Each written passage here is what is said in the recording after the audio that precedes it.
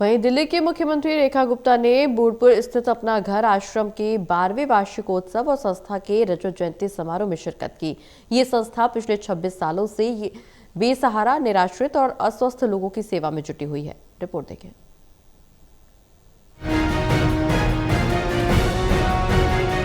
ये तस्वीर बड़पुर में आयोजित कार्यक्रम की है। बड़पुर में आयोजित इस कार्यक्रम में मुख्यमंत्री रेखा गुप्ता ने संस्था के कार्यों की सराहना करते हुए कहा कि अपना घर आश्रम पिछले कई वर्षों से समाज के जरूरतमंद और असहाय लोगों की निस्वार्थ सेवा कर रहा है।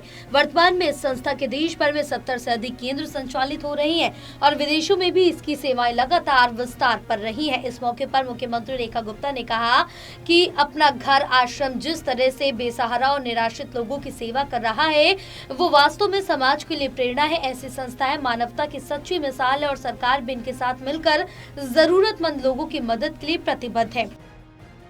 समाज में सेवा का जो काम है वो केवल सरकारें अपने दम पे नहीं कर सकती, उसमें समाज का जुड़ना बेहद आवश्यक है। अपना घर उसी तरह का एग्जाम्पल है जहां सरकार और समाज इकट्ठे मिलके काम करता है।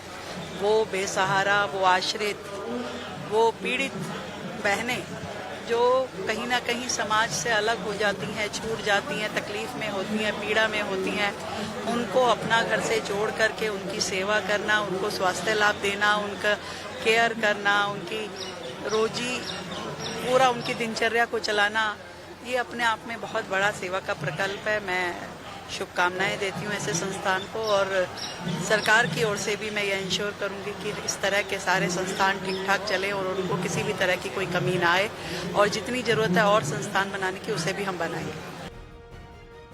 मुख्यमंत्री ने कहा कि सरकार दीनदयाल उपाध्याय के अंत्योदय के विचार को आगे बढ़ाते हुए दिल्ली के हर जरूरतमंद तक सम्मान, सुरक्षा और सहायता पहुंचाने के लिए काम कर रही है।